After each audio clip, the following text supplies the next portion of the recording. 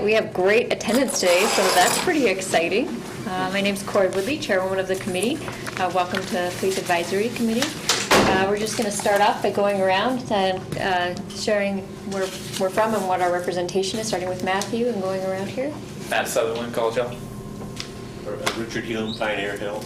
Adam Williams, Sunnyside Hill. Ryan McNulty is WSU. Jordan Sykes, ASWCU. Angela Center, WSU faculty, staff. Angelo Brown, Multicultural. Kanatra Keeney, I'm representing Black Faculty and Staff Association. Phyllis Stahlkopf, Sunnyside Hill. Corey Woodley, Business Community. Eric Tetzoff, Business Community. Barbara Hammond, College Hill. Chris Santucci, WSU, Staff and Faculty. Gary Jenkins, Police Chief. Darby Baldwin, the Chief's Assistant. Nathan Dean, alternate for a parent of a Pullman school child. Amira Bakshi, GBSA. Thank you all for being here today. Appreciate that. We're just going to get started here on approval of the meeting minutes from March 11th. Did everyone get a chance to look at those? Those were sent out by Darby. I know the structure is a little bit different than it used to be.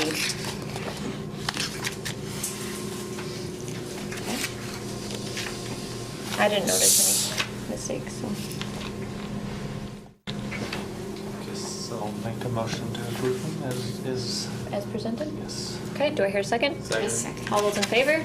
Aye. Any opposed? Great, I will sign those when I get the pen. Okay, so we do have a membership update. Gary, did we talk about this at our last meeting? Chief Jenkins? Well, we did introduce Kanitra. I think it was a couple meetings ago, Yes. right, when you first started. So we did talk about that. We did. So since this is not a commission, it's a committee. I can add additional constituencies, and so Black Faculty and Staff Association is one of the constituencies that I added. Okay, yeah, I thought we had talked about that, but maybe it was just the meeting. Okay, great, thank you. And then we have a new membership application. So Corey wasn't able to meet, so Stephanie came in and her and I met with Philippe. Philippe. So Philippe, why don't you go ahead and come on up to the podium up here. And since we record our meetings and then we post them later on YouTube, we want you to have the microphone. So if you could just kind of introduce yourself and explain a little bit about why you're interested in being on the committee and what your representation will be. Okay, sounds good. So I'm here to apply for alternative for Military Hill, which is a place where I'm also a resident. I'm originally from Russia, but I've been in the States for about 20 years in Washington. Been in Pullman for over 10 years, came here as an undergraduate, graduated with a degree in organizational communications from Edward Armour College of Communications. It kind of gets wordy there. Currently, I'm living in Pullman with my wife, who also WSU grad. We have a 9-month-old boy, both working in Moscow, Idaho. And the reason I was interested in this committee is throughout my work, and I'm a front desk person over at Motel 6 in Moscow, Idaho.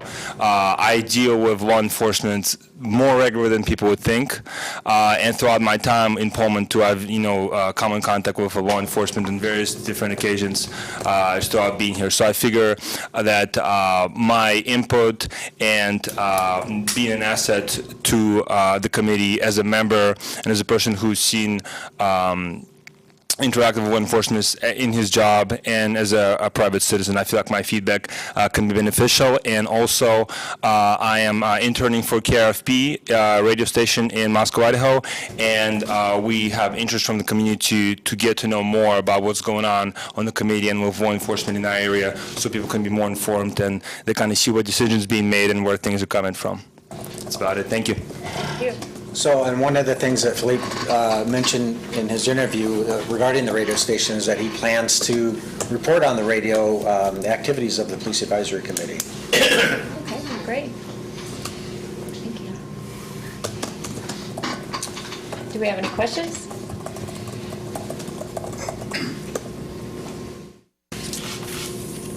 I'm just trying to think of one since I wasn't at the interview, but, yeah. that I sounds- try to cover everything in my introductory. Yeah, I was trying to think of something you didn't cover. I mean, the 9-month-old boy, I'm thinking, you have your hands full, so that's good. I have a little one too. So. Sure, and that was actually addressed in the interview as well. And the point I made is having one little one actually makes you more aware of the time you have and the energy you got to spend on something. And so you don't have all this luxury of this fantasy time you think you might have later. You're a lot more actually time oriented with one than with none. And but as far as having like 4 or 5, that might be a little bit different. I'll tell you one thing, I don't need an alarm clock anymore, so it's great.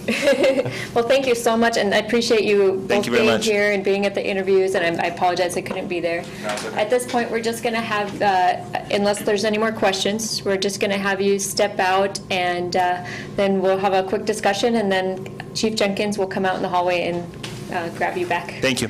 Yeah, thank you. Step out here and I'll come get you.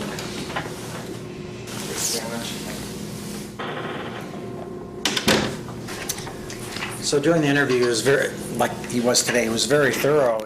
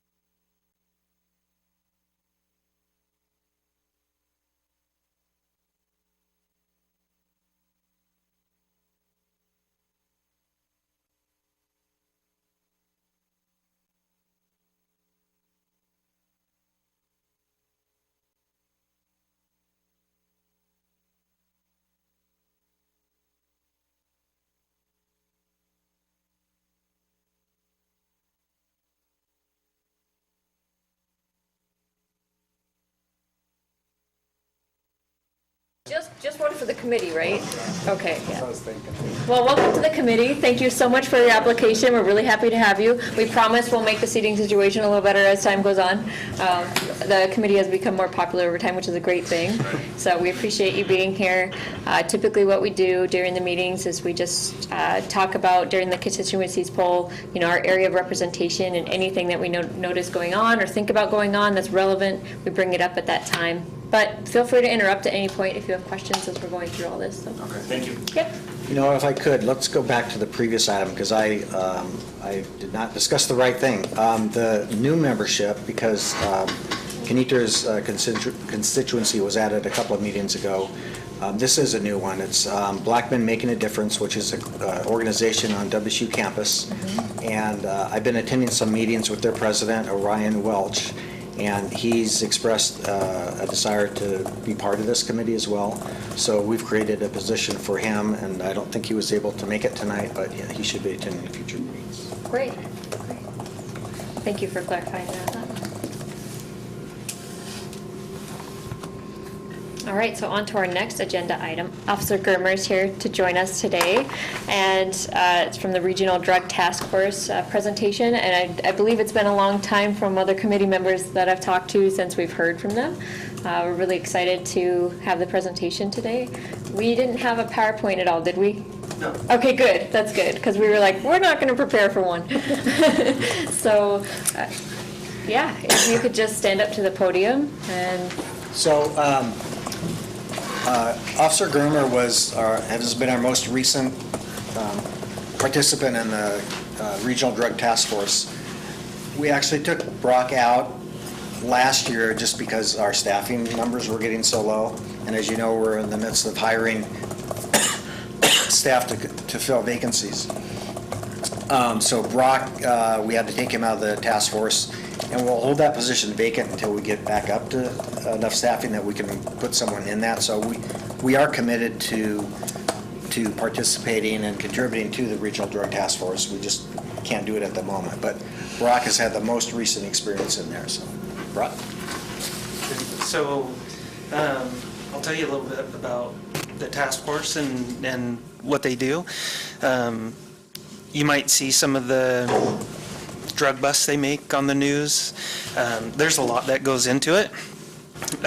So basically the task force has members from agencies within the Quad Cities, to include Idaho. And these are plainclothes officers. They look like criminals. And they focus solely on drugs. And they get confidential informants to help them out. Sometimes they do undercover work. Generally, they rely on confidential informants, and they will provide money for them to purchase drugs for the task force. It's a very controlled situation, and they work several cases at one time. So the purpose is they really don't go after the small dealers. They're looking for the bigger fish to try and make an impact, and they try and work their way up that food chain, and they've been pretty successful. As you can imagine, most of the drugs are not like manufactured here in Pullman. But there is an exception. I did investigate a case where a fraternity was actually pressing their own Xanax pills here in Pullman. And it was a fairly large operation. People from Seattle were actually coming into Pullman to purchase these drugs because they were making so many. And I was in on a bust where over 1,200 pills had been made, and they were on their way back to the Seattle area. So they deal a lot with meth and heroin. Those are the two big drugs that they're working on, and cocaine here in Pullman. Cocaine and Molly are huge here in Pullman. They're getting pretty sophisticated, but the problem is catching them because typically the college students aren't the dealers. So they seize vehicles, seize property from busts that they make. They also seize money. They don't seize a lot of money just because of where we are. They can get, the most I heard was probably up in a $110,000 range that they've seized off of people. They're always traveling and working so many cases at one time. And most of those cases, like, you will never hear of because everything is very secretive, I guess. They make a lot of arrests, and they usually will turn them into informants. And we do that by, I guess, bargaining with them for criminal charges that they have, and that kind of gives them a little bit of motivation to either get those charges dismissed or reduced. So all their investigations are lengthy, and it's not like you see on TV. You know, it's there's no rogue agents that are out there just causing a muck, you know. They always work in pairs. Nobody works by themselves.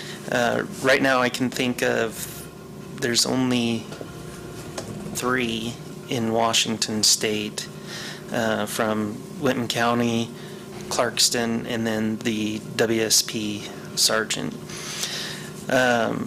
So they meet with confidential informants in back parking lots and very secretive, and they provide them money and they send them into drug houses and try and work those cases, and they'll do multiple controlled buys and hopefully build a case that's rock solid, and hopefully they won't go to court, and they'll flip them and work their way up the food chain. So we've traced or tracked drugs all the way to the Tri-Cities, Spokane.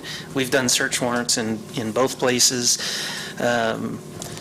And Pullman is kind of unique. A lot of the drugs here in Pullman come from Spokane, the Valley, by way of Tri-Cities.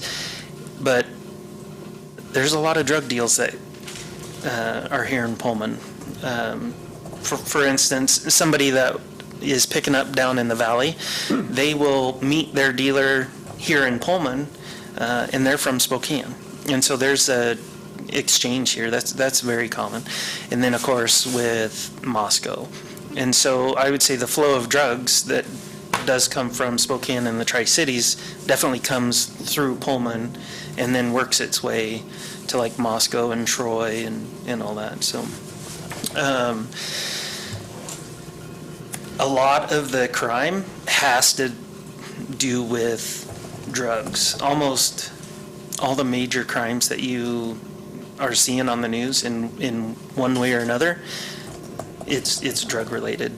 The thefts, the vehicle prowls, even DUIs have a lot to do with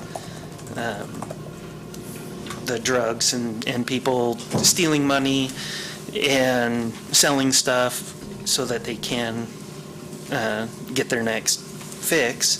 So it's just like you've heard of the Orfino murder that there was just a trial on not too long ago. There's a drug involvement. I don't know if that was the motivation, but those drug crimes and the people that are using them are committing other very serious crimes in this area. So on my time in the task force, I was involved in a shooting down in Clarkston, which had to do with some gang members, and they were out of the Tri-Cities, and it's very dangerous being on the task force, but I think it's a necessary thing because there's so much that goes on that even the regular patrol officer doesn't know about. But the task force does get most of its business, I guess, from patrol, from traffic stops we make to our citizen contacts, and a lot of that information gets forwarded on to the task force, and patrol may or may not know the outcome of the information that they provide. So so the big things right now in Pullman are the meth, the heroin, and cocaine, and then Molly or ecstasy, the designer drugs. So I don't know, do you guys have any questions on? I have a quick question. Okay. Thank you for the update and the brief.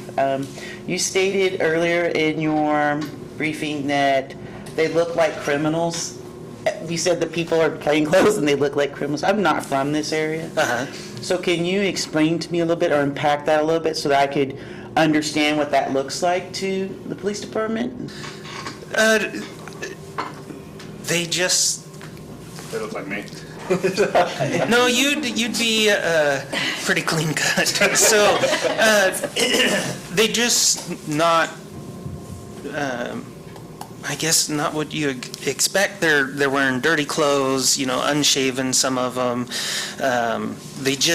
We try not to look like a police officer, and I guess kind of more closely matching the people that we're working with. So if they were in suit and tie, we would probably be wearing suit and tie, but that's just not the case. So, thank you.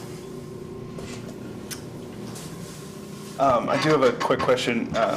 You mentioned that the drug task force tends to try to flip lower-level drug offenders. For those that do not agree to becoming confidential informants, does the task force recommend any kind of diversionary procedures for those individuals, or are they referred to the court system? What do you mean? So, like, if you catch a low-level drug dealer, they decide not to be a confidential informant, do those people then get arrested and charged, or are there diversionary where they can go to substance abuse counseling or refer to the resources that we have here in Pullman? Just kind of like what happens to those low-level offenders that decide not to become confidential informants? It depends on the court. It depends on their criminal history. So not everybody wants to be a confidential informant because it's a dangerous job for them, but we try and filter that out. Like a low-level person, we're not going to send them in to do something that they normally would not do. So we don't, send them in and, try and buy pounds of meth or heroin when they normally wouldn't do that. So we're just giving them an option of another way. So if they do have a criminal record and they are looking at this felony, then we try and help them out. And if they work with us, they usually do not walk away without a charge, but it may be a lower charge or something. So, and usually the prosecutor will order them some sort of help, like a rehab or something like that. So if they don't, they normally will work for or just go through the court process. And if they get charged, they get charged, but we try and help them out as best we can because they're helping us out. So. Is there an underground marijuana? Now that marijuana's legal, do people buy marijuana from other dealers? And if they do, and they get caught, what happens? Well, it's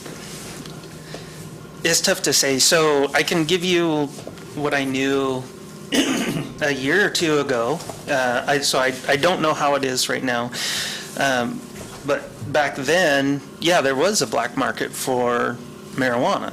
And so we still found people that were growing their own illegally and selling it on the streets and, to their friends, I guess.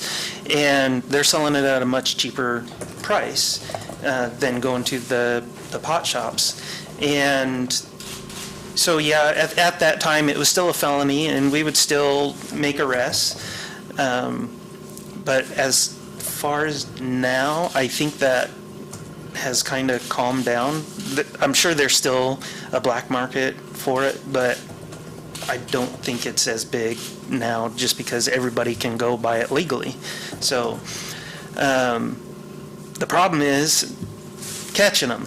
So a person can have so much marijuana on them. How do we know that it came from a legitimate business if they take it out and remove the packaging? We don't know where it came from unless they provide a receipt or something. So to catch them, we would normally need a confidential informant to provide us that information to get the black market marijuana. To follow up on that question real quick, do you feel that with decriminalization of recreational cannabis in this state, this has freed up the task force to have more resources, time and energy to devote to serious and more dangerous and harmful drugs instead of focusing on, attributing resources to marijuana? Do you feel like it has benefited? The fact that this one drug became recreational legal in the state, do you feel like it's benefited the task force so they can have more a focus on more serious drugs? Do you think there's been benefit, or you feel like there hasn't been any benefit? I wouldn't say like more serious drugs because, I have my own opinion on drugs. So if you're talking like meth and heroin, well, if marijuana is legal, of course they're not going to focus on that. They're going to spend more time on the other drugs. So in a sense, yes, but there are still those black market growers that still have the behavior that the other people dealing drugs, the other drugs have, so it's just because it's legal, these black market growers, still have guns. There's still violence and stuff. They probably do focus more on the harder drugs.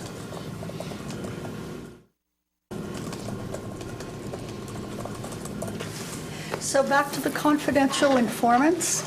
So when somebody agrees to act in that position, how long a career is that?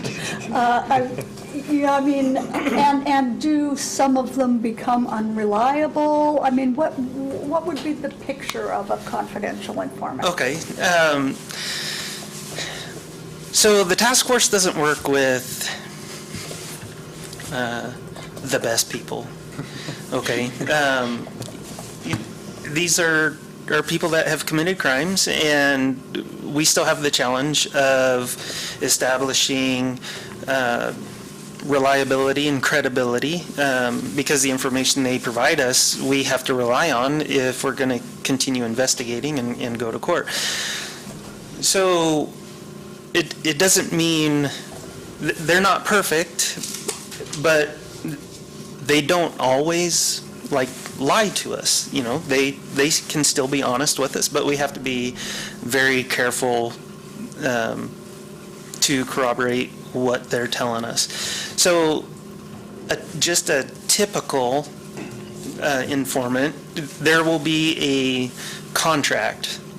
So it's an agreement. Everything is on paper. And it's with the blessing of the prosecutors that are working the cases. If, depending upon the crime, and depending on how serious the crime is, that will kind of dictate that contract. So just a run-of-the-mill contract would be you provide us with 3 dealers, and you do 3 controlled buys on each one of those dealers. So that would be 9. And each one of those, they're purchasing illegal drugs for us. So, but that's depending on what crime we have on the confidential informant. So they have to work their way or work off those charges or work for a plea deal that the prosecutor is willing to do. So sometimes you're talking months. We've worked confidential informants that have worked over a year and a half. So everything just gets put on hold, and we have to handle the confidential informants. But sometimes they don't always work out. I had a big case here in Pullman. Didn't make the news because my confidential informant got arrested. And it upset me, but he or she did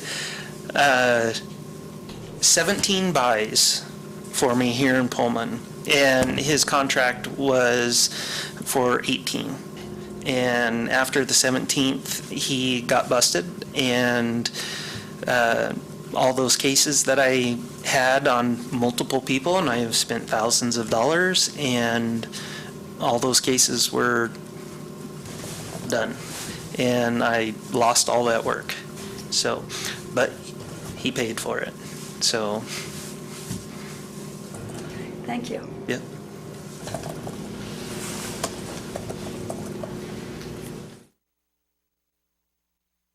Anybody else? So just to provide a little bit more information, it used to be that all of the personnel in the task force were grant funded, and those grant funds have now run out. I think there might be some grant funds that are paying for the admin person there, Teresa. Yes, I heard that they ran out of money prior to October, and they've been operating just on very little. So all of the agencies that participate right now, it's Moscow, Clarkston, Whitman County. And Lewiston. And Lewiston is in it again? Yes. So. And then Latah County will sometimes participate, and Soda County as well. But so any agency that's participating is doing so at the expense of their own agency, but they're making a contribution towards addressing the regional drug issue. And then the task force is also overseen by a board that's made up of the sheriffs and chiefs of all the participating agencies. And there's also a written policy and procedure manual about how they operate, and as Officer Germer was explaining, how they're supposed to work with confidential informants. So everything's all above board, and everyone knows what they should and shouldn't be doing. And also the prosecuting attorneys of the participating counties are also part of that oversight board, and so they're very involved in the whole process. Yeah, and we do work with, or I should say did, work with a lot of federal agencies. I've worked with the FBI, the ATF, and the DEA. And my last year here, we were working a pretty big case with the DEA involving the dark web and drugs being sent here to Pullman, and there were several people receiving mail that contained drugs from the dark web. So. Just one more question when it comes to identifying people involved in the drug market in general. What kind of trainings do you guys go through when it comes to not discriminating based on appearance? I mean, for example, I have a very close family member who fell into the drug world, and he's a very good person, but a lot of people say he doesn't necessarily have the drug look. But for me, I've never identified a look of a criminal, because I think that they can come from anywhere. And so how do you deal and how do you identify criminals when you're thinking about, or people who are breaking the law, who are not necessarily habitual criminals, but how do you identify those and keep in mind the own stereotypes that you may be fighting from internally, from inside? Yeah, it is difficult. You can't just look at somebody and say they're on drugs. Not based upon their appearance, but sometimes you can based on their behavior if you know that person. But with prescription pills, those were being prescribed so much, and a lot of people using pain medication became addicted to it. And now that the doctors are not prescribing it as much, well, it's harder to get. And so now we have these people that need the prescription pills, but they can't get it. And especially with opiates, there are people that started using heroin because they couldn't get off of the pills. And for example, there's college students right now that are using heroin, and you would not say that person is a heroin junkie just by looking at them. So, and cocaine users, and even meth users, it's difficult. So there are people out there that are addicts, and they need help, and chances are we may not catch them unless they're doing something like committing other crimes and stuff like that. But we have arrested grandmas that are giving out their prescription pills or their fentanyl patches, and you would never have guessed. But they do it to supplement their income. And there's even people out there that deal drugs that don't even use them because it's purely business for them. So I guess the easiest people to catch are the ones that are out there committing crimes to support their habit, or they just have that lifestyle of drugs every single day. It's part of their daily routine. So, but those are hard to catch as well. That's why we rely on informants. So, Any other questions? Thank you so much. We appreciate you letting us hound you today and ask all these questions about it. And yeah, thank you for having me. yeah, thanks. Thanks, Brock. All right. I want to hear about that dark web case. I want to hear about that dark web case. There's a lot of them. So I will pass it on to Chief Jenkins for a police department update. All right. So here's our staffing update. Some of this is a repeat, so I'll just kind of go over everything. So we do have, again, we're authorized 33 positions. We have 29 of those filled at the moment. Holden Humphrey and Love St. Andre are both both graduated from the police academy and in our local training. We have 3 people in the Spokane Academy: Brianna Banks, Alyssa Kate, and Ashley Lamb. They're due to graduate in June. And then I just made a job offer to a person who we're submitting their academy application. We're hoping to get them into a July academy. So that would make number 30. So we'd have 3 more to go to reach 33. We have 2 applicants that are in background right now, and then we're doing some more interviews at the end of the month, or in a couple of weeks, actually. We have right now, through public safety testing, 62 people have applied to be police officer in Pullman, so we'll have a lot to consider. Typically, Kimberly Carper, our civil service examiner, will narrow those down to 2 days worth of interviews. So we usually do 10 a day. 10 a day, so about 20 applicants. So we'll be able to, pick the best of the best. Code enforcement, we increased from 3 to 4 positions, and so Ari Pons moved from records into code enforcement. She attended the Animal Control Officer Academy a few weeks ago with Sam Sorum. They're back now. Ari's finishing training. She has a couple more weeks in code enforcement training, then she'll be on her own. And we have an applicant in background right now to fill the 4th position in code enforcement.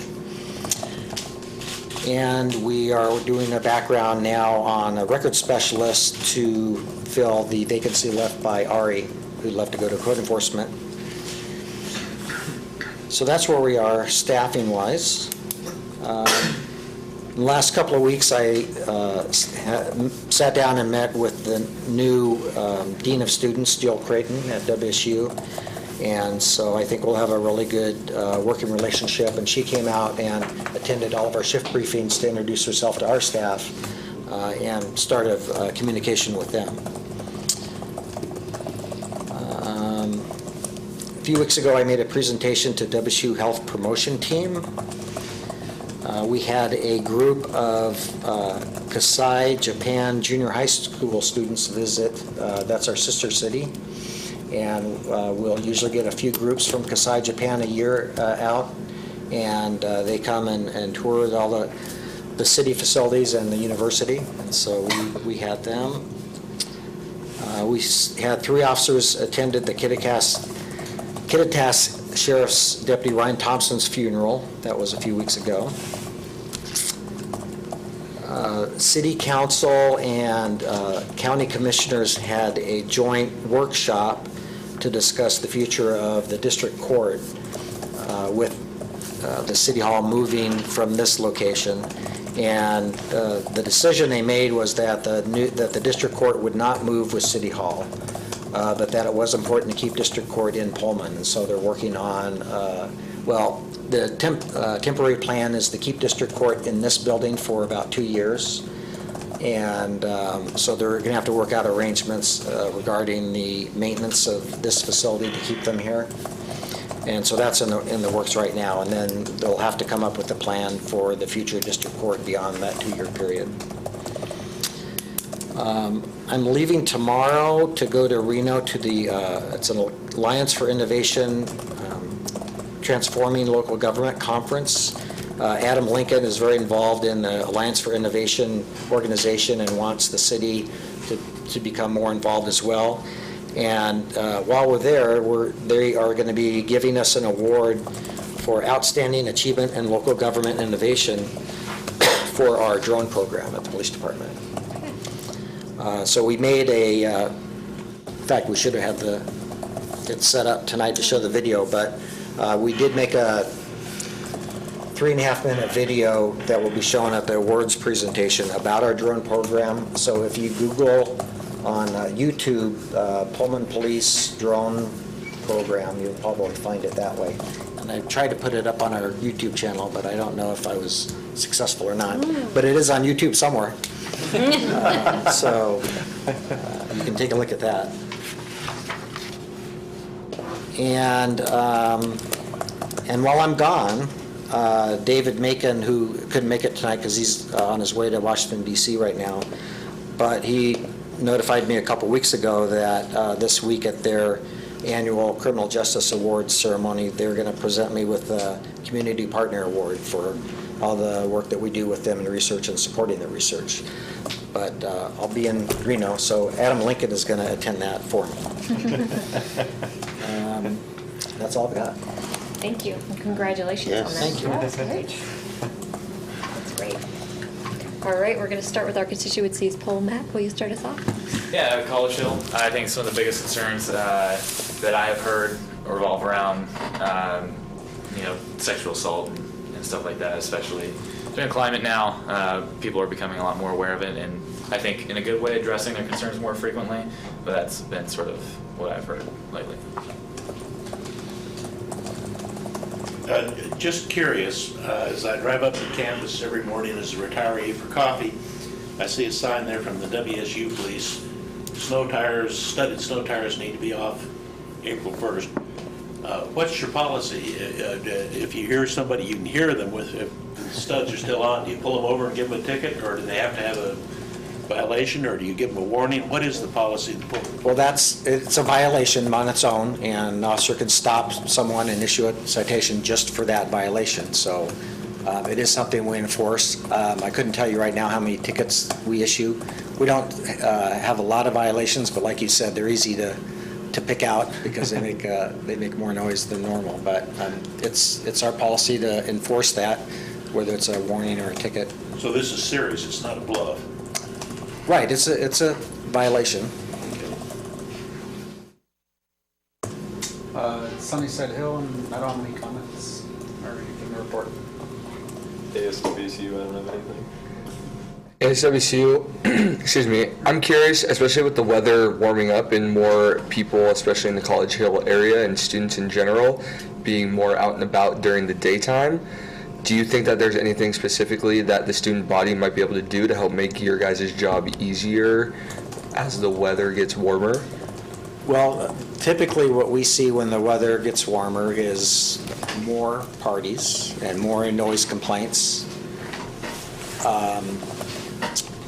more alcohol violations. So this last weekend, I think it was tempered a little bit with some rain, but I know there was one party in particular that we received almost 20 complaints on from different hills. So I mean, I think that's the biggest thing that we see when the weather warms up, and you know, people also are opening their windows, and so they're more likely hearing the noise as well. And we try to work with anybody having a party to let them have their party in a way that it's not bothering other people, or that's an unsafe environment for the students themselves. And we're happy to work with people and make their sound set up so it's not bouncing off all the other hills and that type of thing. But that's what we see when the weather warms up. Got it. And also note that I did send an email to President-elect and Vice President-elect ASWSU, and we're planning to sit down and talk when their schedule allows for that. Perfect. And on that note as well, I wanted to thank everyone for a great year. Unfortunately, this will be my last meeting because I am graduating and leaving town. So I appreciate all of you guys on this board, and thank you for letting me sit on it for this school year. Thank you so much, and congratulations. Thank you. And Jordan actually worked as, I guess we'd call it, an intern with us for a little while, helping us do some statistics, and so we appreciate that. Yeah, thank you. So WSU, so two things, like he mentioned, commencement is coming up, so that's the first weekend in May. So just heads up, if you need to go to Walmart, I would do it before the first weekend in May. But probably not this weekend.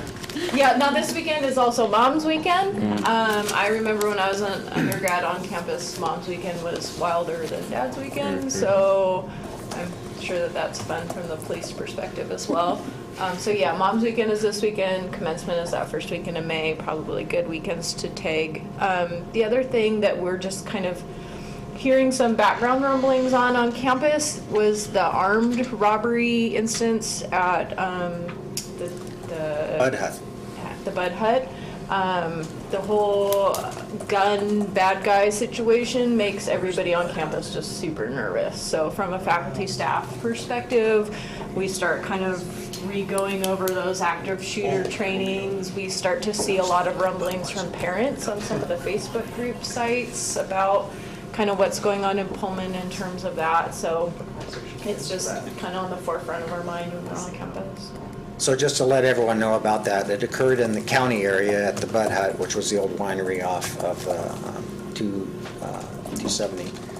And someone held at gunpoint an employee coming to work and stole their car. Well, they stole items from the Bud Hut, stole the employee's car, and we found the car abandoned a little ways away, and we think we have some good follow-up information on who is involved. So we passed that on to the county because it's a county case.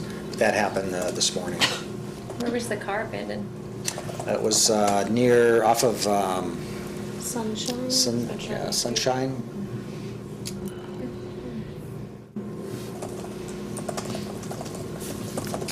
Multicultural, I have nothing to comment on. Black Faculty Staff Association. On April 10th at 3:10 p.m., there will be Chancellor Gary May from the University of California. He will be doing a presentation at the Cub Auditorium on campus. And then the second question is, I noticed that we get these updates, and it's called, I think, suicide threats is what's in there. So one of the things that kind of got me thinking is, first of all, this is the first time I've ever seen so many. And so I don't blame Pullman, but I don't have anything to compare it to. I want to do some kind of preliminary research to kind of explore that more. Is this a Pullman unique issue? Is it happening in Washington? And how much does that happen on campus? So if there's any additional resources, or if I could get archives and kind of look over them throughout the years to look for any kind of correlation, that'd be great. So actual suicides in Whitman County, our coroner has some really, in fact, she sent me some information on it that I can forward to you, but all of the ones that I include in our weekly update are not on campus. So they would have their own numbers for those. And actually,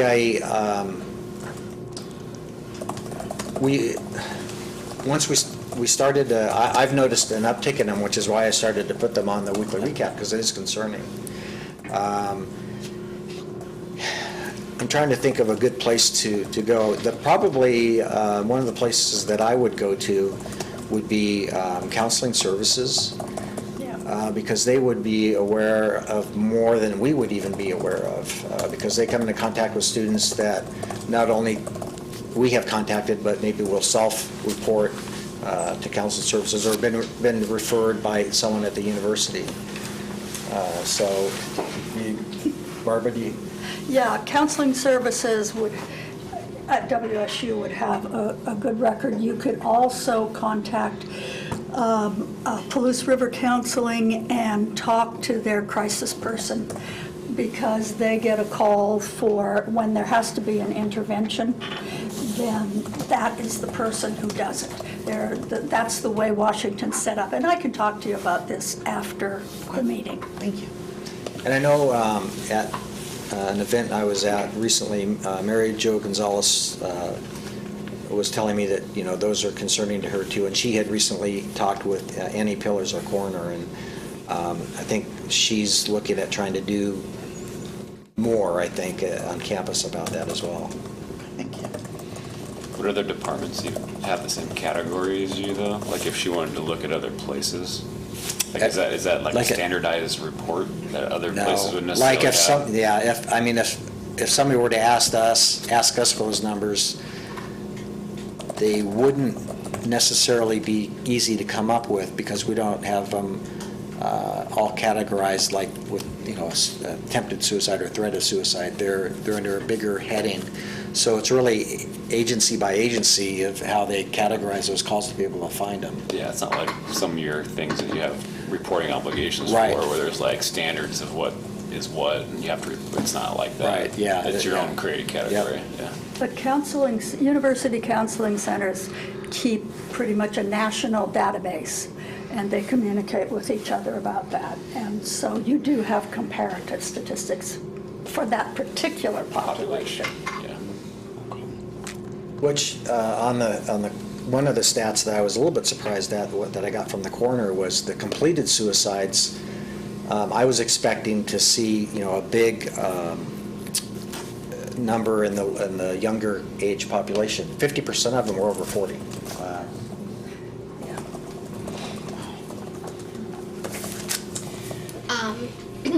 I have not been witness to this, but a friend brought it to my attention about the boondoggle of going up North Crestview, by Lincoln Middle School in the morning with people, and kids, dropping off kids, getting back out, and it's just impossible to go up that street if you have nothing to do with the school, but you have to take an alternate route to get anywhere.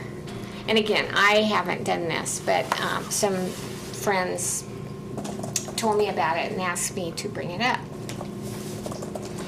I'm sure the new city hall will make that better. I would say it's like that by just about all the elementary school. I mean, of all three elementary schools. The main difference being that Southeast Crestview is maybe a little more of a main street than Shirley Street. Right. And right. then also, What's the one by Sunnyside? that's Shirley School? I've heard that one. Shirley Street. Yeah, it's definitely. Because the street is so narrow to begin with, and then, Yeah. so, okay. Well, Carroll Star, too, with Franklin. Yeah, it's a big traffic jam. I will, I'll pass that on to Scott Patrick, our school resource officer, because I hadn't heard specifically about Crestview. I mean, I knew that just because of all of the Pullman streets were not designed for this day and age. They were designed many, many years ago. So we're trying to make the best of what we've got. But anyway, I'll pass that on to Scott. Thank you. All right, so I have one update from my husband. He wanted to pass the address to you with the rooster. Oh, the rooster address. 1460 Center Street. And he wanted to know if the new coop that's built up had a permit, because it's right attached to the house and the fence and everything. So he wanted to double check that. All right, code enforcement is on. I'm a little less concerned about it because we're up at that time anyway, but I mean, it's okay. But sometimes you might not be. Yeah, I think it bothers our daughter more. She wakes up on her nap. Well, they're bringing chickens to the planning commission meetings. Really? There was an issue with someone that had chickens, but it was not zoned where they live for the chickens. And so I think they're looking at maybe making some zoning changes, not zoning changes, but the prohibitions against certain animals. But I don't think roosters were included in that, because supposedly chickens are quiet. Roosters shouldn't be allowed because they're just too noisy. Well, I mean, I guess especially when the houses, and the Whispering Hills area are right next to each other, there's no room really for the poor chickens to even go. One person's rooster is the neighborhood's rooster. Yeah. Unfortunately, we can't eat it. Otherwise, that would solve the problem. I'd be willing to, even though I'm a vegetarian. So I guess I might as well give this update now as well. The next meeting will be my last meeting on the committee. I am resigning, so Stephanie will be moving into my place, because it's kind of how it works in the bylaws until the next election, and then we will need to nominate a vice chair. And I wholeheartedly endorse Eric, because he's been putting his heart wanting to do that vice chair position for a while. So, I mean, I would like to nominate him now, and anyone else who's interested, please email Darby, and then we will have elections at that point. I'm really sad to leave, but I'm really, really underwater at my job. If you guys know, I'm a water person, so pun intended. I'm really underwater at work, and I really do hope that in the next couple of years, when things slow down for me at work, that I'm able to rejoin the committee and be back with you guys, because I really appreciate being here, and I really appreciate doing all of this stuff. So I still will be at interviews in 2 weeks from now, and I'll do those as my last round of helping out with those interviews. But then, You here next meeting? yes, I will be here to run the show the next meeting and get us transitioned out. So. You've done a really good job. Yeah, Well, thank you so fabulous much. job. Thank you. Yeah. Appreciate it. That and the rooster, and that's my only update. So. Okay, I don't really have anything to say. Okay, the other thing from College Hill, and you already commented on it, Gary, but just this spring, it seems as though there's more cars. And you know how the streets are in the core of College Hill, and like today, there were 3 times when I tried to turn a corner and one of us had to back, because you cannot, what with parking, you can't really get 2 lanes of traffic on some of those streets, not if you've got an SUV coming at you. And I've no idea if there are any solutions or anybody's looking at it. There's one place I would suggest a yield sign, where there had been a stop sign, it was taken away, and I think maybe yield would be good. Where's that? That, I'll say I never remember the names of streets, I just go on them. But it's, something comes into Howard, and then you go to the end of Howard and you turn left onto the little 1-block thing of Indiana, and you hit, that's the one I'm blanking on, and that's where it should, I'll get this to you, I'll email it to Okay, Darby. yeah, send it to me and then okay, and we'll get it to our public works. Yeah, it had a stop sign there at one point, and then it disappeared. And I think at least a yield might be wise. So I wonder if it disappeared because Public Works took it out, or because it's in a frat house? Well, there were 2 that disappeared, and one of them got replaced. This one did not. Okay. Okay, So- well, and we'll check into that too, because Okay. maybe it's supposed to be replaced. Okay, thank you. WCU staff faculty, nothing other than the butt hut that was already brought up. I heard some concerns about that as well, but that's already been covered, so.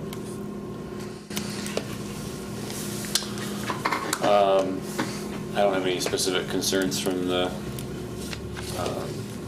parents of children in school, although I'm sure that, I know that that is an issue there at Lincoln, but I'm not quite sure what the police department's gonna do about that. I think it's part of it's just kids, they weren't designed for commuters to drop their kids off at school.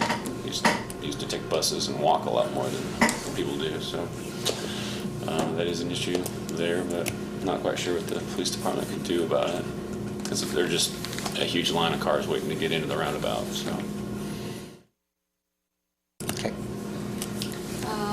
The GPS side, there is nothing to report. I just want to bring your attention about the Muslim community here in Pullman. We had holy month of Ramadan is next month, which is the first week in May. So that will last for a whole month. Just so you know, you maybe notice your neighbors or some, people have kind of different routine. They are very active at night. They are sleepy in the morning. So, yeah. That's it.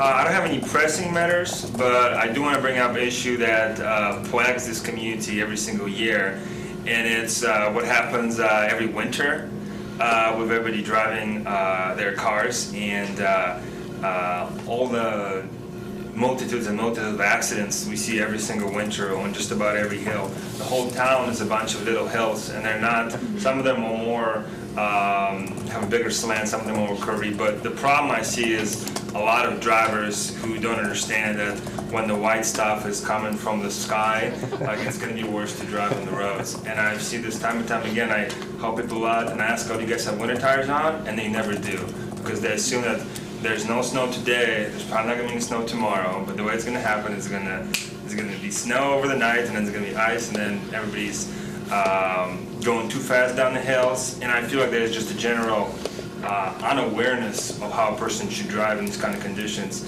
and we're spending a lot of hours of police officers, fire departments, and emergency services covering up for something that adults weren't trained how to function in these conditions. And I feel like that's something maybe we should look forward to, because it is a lot of people from different places, different states, different countries. Even western part of the state isn't the same kind of weather. So I feel like if that's something we're looking into, we're going to have a lot less people sitting there with their cars crashed and wearing some cheap all-terrain wheels. That's all I gotta say right